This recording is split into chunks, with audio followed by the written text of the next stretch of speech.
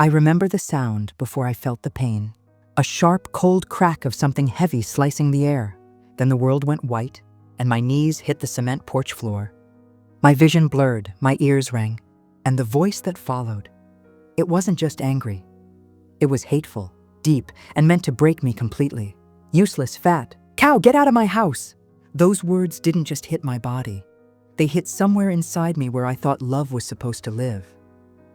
And the woman who said them was my husband's mother, Margaret. I could taste blood in my mouth. The brick was lying just a few inches from my hand, my cheeks swelling, my heart shaking. And yet, I didn't cry, not yet.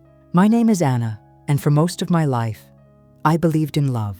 The gentle kind, the patient kind, the kind that builds a home, not breaks it.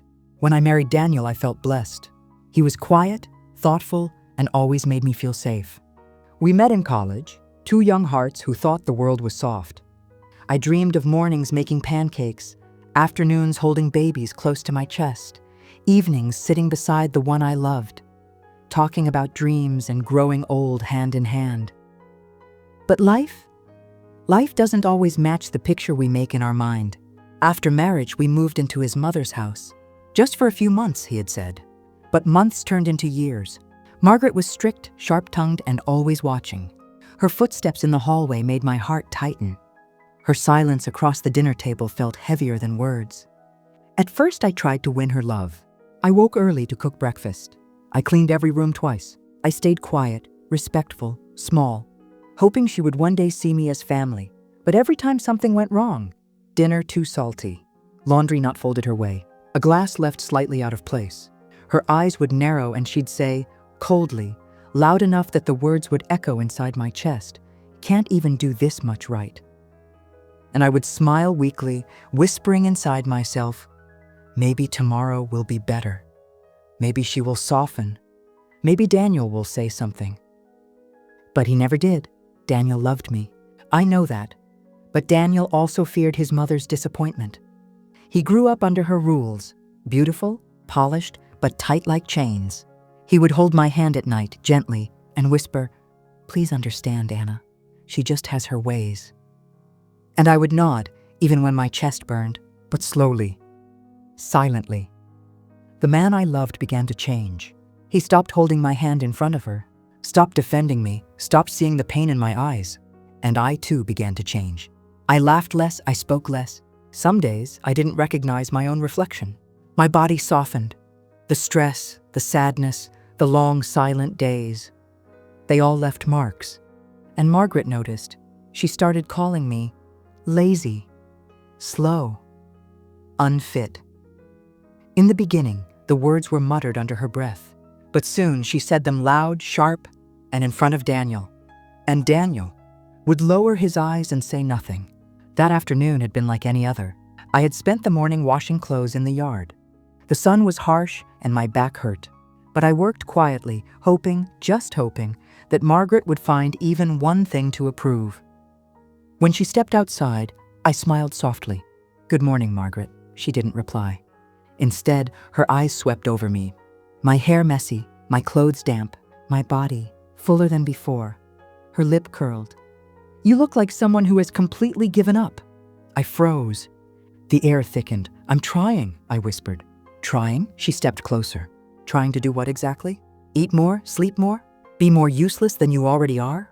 The words stabbed, but I stood there, quiet still. Then she looked at the laundry basket. One shirt, just one, had slipped onto the dusty ground, and something inside her snapped. "You can't even wash clothes, right? What do you do in my house?" I stepped back, my voice shaking. "Margaret, I can pick it up. It's okay." But she was already reaching for something. Her hand grabbed the brick holding the porch door open. For a moment, I thought she was only going to throw it aside. But then she raised it, and before my voice could escape, she threw it at my face. The world spun, blood dripped warm down my cheek. I looked up, and standing behind her on the steps was Daniel. My husband, my partner, the man who promised to protect me. He had seen everything. Margaret snapped at him without turning. She needed to learn. And Daniel just stood there, silent, no shock, no anger, no worry, just silence. My vision blurred, but I could still see clearly enough to understand. The man I had married was not on my side. And something inside my chest began to crack, not from the brick, but from the realization that I was alone, completely, utterly, unbelievably alone.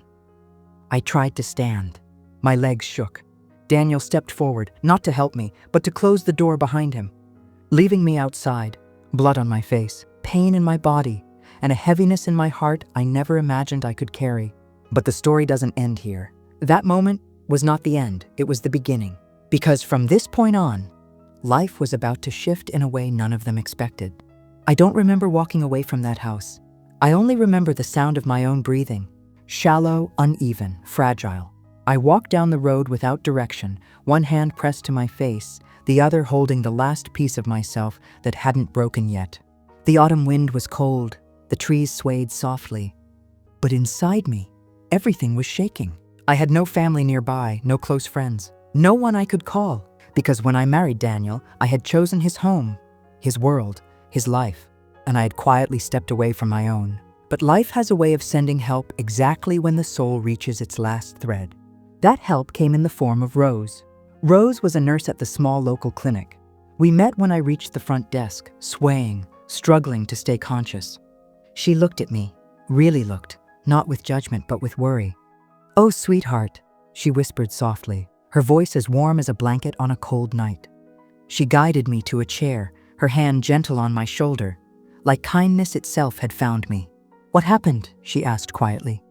And I opened my mouth to speak, but no words came. Only tears, slow, silent, heavy. She didn't push, she didn't pry. She simply sat with me as though my silence was a language she understood fluently. After cleaning the wound on my face, she gave me some tea and a blanket for warmth. "You're safe here," she said. And I didn't realize how much I needed to hear those words until I felt something loosen in my chest. A knot I had been holding for years. Rose offered to take me to her home for the night. A simple apartment. Warm, small, filled with soft yellow light and the faint smell of lavender. I sat on her couch, hands wrapped around a mug of warm herbal tea. She didn't ask questions, not at first. We sat quietly, the kind of quiet that heals instead of hurts. Finally, she turned to me. "You don't deserve what happened to you." Just one sentence, simple, real. And that was when I began to speak. It came out slowly at first, gentle, careful words. But soon, everything poured out. Years of swallowing pain, years of shrinking myself, years of hoping that love would fix what cruelty broke. Rose listened to every word. No interruptions, no disbelief, just presence. When I finished, I felt lighter, not healed, but no longer alone. That night, when I lay in her guest room, I stared at the ceiling and asked myself, when was the last time I felt safe? And the answer hurt. Not since before marriage. The next morning, I looked at myself in the mirror. My face was swollen, my lip had a cut, my eyes were tired. But for the first time in years, I saw me. Not a servant, not a disappointment, not a burden, just me. I pressed my palm against the reflection. "This is not where my story ends," I whispered to myself. But I was also afraid, because I knew Daniel would call. I knew what he would say. I knew the guilt and emotional chains he used so well. And just as I expected, my phone buzzed. I stared at his name, my heart tightened. Rose walked in and saw me freeze. "Take your time," she said softly. I answered. His voice was calm. "Too calm. Where are you?" No concern, no apology, no fear of losing me. Just ownership, I swallowed. "I'm safe," I said quietly. There was a pause, a deep, heavy pause. Then his tone changed. "Come home, Anna. Mother didn't mean it. You know how she is." The words stung in a way I cannot describe. Not "what happened to you?" Not "are you in pain?" Not "I'm so sorry," just "come back. Pretend nothing happened. Obey, shrink. Stay silent." My fingers trembled around the phone. "No, Daniel," I said, his voice sharpened. "What do you mean, no?" My breath shook, but my voice didn't. "I'm not coming back." There was another silence. This one colder. "You think you can manage without us? Without me? You have nothing. You are nothing." A tear slid down my cheek, but I wiped it away. "I may have nothing," I whispered, "but I'm still someone." And I ended the call. My hands were still shaking, but my heart was waking up. The next days were quiet. Rose helped me contact a support counselor. I began journaling my thoughts, something small, but each word felt like reclaiming a piece of myself. I learned how trauma changes the body, how emotional abuse isn't always loud, how slow erosion hurts deeper than sudden wounds.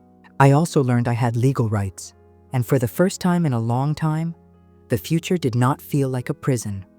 But while I was healing, something else was happening behind me, at Margaret's house. Whispers, rumors, gossip spreading around town. Daniel's wife left. Margaret hid her. Police might get involved. Margaret didn't like her reputation being questioned. And Daniel didn't like losing control. And one evening, there was a knock at the door. A slow, heavy, deliberate knock. Rose looked at me. I felt my heartbeat in my throat. I walked to the door. My hand hovered on the knob. I opened it, and standing there was Daniel. But he wasn't alone. Margaret stood beside him. Her eyes were filled with a cold, burning rage, and in her hand, she held something tightly wrapped in a cloth. Something heavy, something familiar. My breath caught. She had brought the brick again. When I saw them standing there, Daniel and Margaret, the world inside me went still. The hallway light behind me flickered softly, casting long shadows across the carpet, but their figures felt darker than any shadow could ever be. Margaret's fingers clutched the cloth-wrapped brick as if it were not a weapon, but a message. Her chin lifted, her eyes burned like bitterness had replaced blood. And Daniel, he looked different, not ashamed, not conflicted, just cold, as though the man I once knew, the man who kissed my hands, who whispered dreams beside me in bed, had vanished long ago, and I had simply been too blind to see it. Rose stepped quietly beside me, her presence steady like the ground beneath my bare feet. "Anna," she whispered, "you don't have to open your door to anyone who hurts you." But I had already opened it, and now fate was waiting on the porch. Margaret stepped forward first. "Well," she said, her voice sharp enough to cut the air, "look at you, acting like you're a victim." Her words echoed, but this time, they didn't sink into me. They floated there, like they were no longer meant for someone who accepted them. I stood still, silent, calm, though my heart was trembling. Daniel's jaw tightened. "Anna," he began, "you made this more dramatic than necessary. We just came to talk. As if the brick wrapped in her hand was just coincidence. Rose stepped forward now, her nurse's calm, unwavering. "If you came to talk," she said gently, "you can put the brick down." Margaret turned her gaze to Rose, slowly, like a wolf noticing another presence in the woods. "Oh," she sneered, "so now she has company. A rescuer, how charming." Rose didn't flinch. "Leave," she said softly. But Daniel stepped forward. "No, she's my wife. She comes home, my wife." Such a small phrase, but heavy, possessive, not loving. I swallowed, but my voice was steady. "I'm not your property, Daniel." His eyes narrowed. "You're my responsibility." A small breath left my lips, not a gasp, not surprise, but the release of a truth finally understood. "No," I whispered, "I was your responsibility when I needed protection. And you chose silence, silence from him, and silence from God. Until now." Margaret raised the wrapped brick slightly as if reminding me of what she was capable of. "You think you can walk away from us?" she hissed. "You think we'll let you embarrass our family? Ruining our name in this town? Making people talk?" Her voice grew louder, the porch railing rattling in the cold breeze. "Women like you, soft, weak, useless, don't survive alone. You need us." Her words once would have pierced me, but now they just sounded small. I straightened, slowly lifting my chin. "I survived something far worse," I whispered. Their faces tightened. I touched the bruise along my cheek. "I survived living in your house." The air froze. Rose's hand brushed my back, not guiding, just reassuring. Daniel took another step forward. His voice lowered to something he probably thought sounded gentle. "Anna, be reasonable. Mother didn't mean to hurt you. You know how emotions can get—" I shook my head. "No, Daniel," he blinked. "No. What? No more excuses." My voice was soft, but it carried weight. "You watched her hurt me. Not once, not twice, but every day, in small ways. And you let it happen." Daniel's eyes hardened. I kept the peace. "You kept your peace," I corrected. "Never mine." Silence. Margaret's lips twitched into something like a smirk. "Oh, please, look at you. Acting all brave now. Just because this woman gave you a couch to sleep on." Rose stepped forward. Her name is Rose. Margaret ignored her. You'll come crawling back within a week. That's what girls like you do. Cry now, but always return. I closed my eyes for one long, slow breath. Then I opened them. No, Margaret. Her smirk faltered. I'm not coming back. Margaret's expression changed, from arrogance to something darker. Something dangerous. She lifted the brick. Not to throw this time, but to threaten. You think you can leave me humiliated? She seethed. You think you can make me look like a monster? Her voice shook with fury. Daniel tried to take the brick from her hand. Mother! But she pulled away violently. No, she deserves to be taught properly. The brick lifted higher. My breath caught. My fingers curled. But before anything else could happen, the door behind me opened. And someone unexpected stepped out. It was Officer Thomas, a local policeman, quiet, known in town fair. He had stopped by to return the wallet I had mistakenly left at the clinic earlier that week. He had overheard everything from the small apartment entrance. He stepped between us. Ma'am, he said to Margaret, voice calm but firm, put the object down. Margaret froze, not from fear, but from shock. She hadn't expected to be seen, exposed, held accountable. Thomas continued, we can resolve this peacefully. But if you continue to threaten her, I will have to intervene. Daniel's face paled. Margaret's hand shook. The brick lowered, slowly, wrapped in cloth, like something dead. Rose let out a breath she had been holding. I stepped back inside. The threshold, that thin line between my past and my future, felt like a cliff edge. I turned back one last time, and my voice, though quiet, carried more strength than I had ever felt before. I am not the woman you broke anymore. Margaret's eyes widened. Daniel's shoulders tensed. And then I closed the door. The lock clicked, soft, final. But something else was happening. A new fear was settling inside me. Because Margaret wasn't finished, not even close. She had lost control, and people who thrive on control don't let go easily. Somewhere deep inside, I felt it. Something was coming. Something that would test everything inside me. The day the legal decision arrived, my hands were trembling. I sat on the edge of my bed, holding the envelope, feeling the weight of everything I had lived through. My heart was quiet, not fearful, just tired. Very tired. I opened the letter slowly. It stated clearly, gently, firmly, the house was mine. Michael's father had left it legally in my name. Everything belonged to me by law. For a moment, I didn't breathe. Not because I was happy, but because I remembered all the nights I cried on the kitchen floor, all the words that cut me deeper than any wound. Useless, fat cow, get out of my house. It was never her house, it was mine. But now, what was I supposed to do with this truth? I looked out the window. It had been months since I had seen Michael's mother. After the night she threw the brick, Michael never allowed her back. He stood like a wall between us, stronger than I had ever seen him. But I knew something inside him was breaking too. A man does not choose between his mother and his wife without feeling torn apart.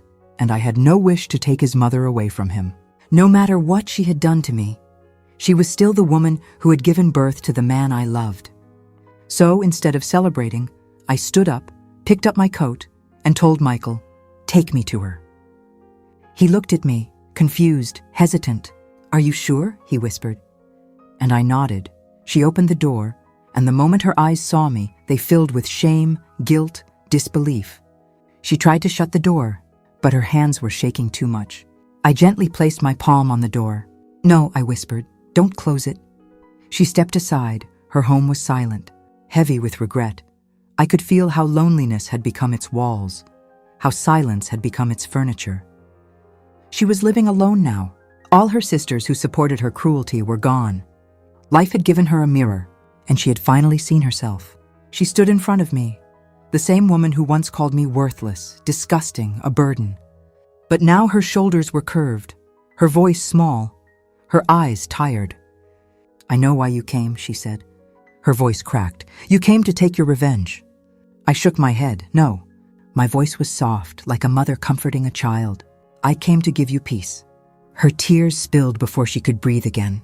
For the first time, she fell to her knees. I hurt you, she sobbed. I hurt you so much. I was wrong. I was jealous. I was bitter. I hated how my son loved you, because no one ever loved me like that. I knelt too. I held her trembling, shaking hands. And I whispered, "Pain only stops when we stop passing it to others." We cried together, not as enemies, but as two broken women, trying to become whole. Our home became warm again, filled with laughter, quiet conversations, and soft morning sunlight. My mother-in-law began visiting us regularly. I didn't force closeness. I allowed time to heal what ego had destroyed. She learned to speak softer. I learned to forgive slower, but real. One evening, while I sat in the garden, she came beside me and placed something in my hand. "A tiny silver necklace. I bought this the day Michael was born," she whispered. "I always dreamed of giving it to the woman who would love him more than I could."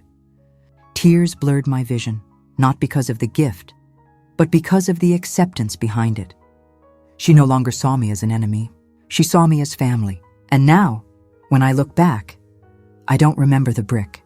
I don't remember the insults. I don't remember the pain. I remember the day we sat on the floor holding each other. I remember the day forgiveness entered the house. I remember the day love returned. Because families are not destroyed by mistakes. Families break only when forgiveness never comes. And we chose forgiveness. Not because it was easy, but because love deserved another chance.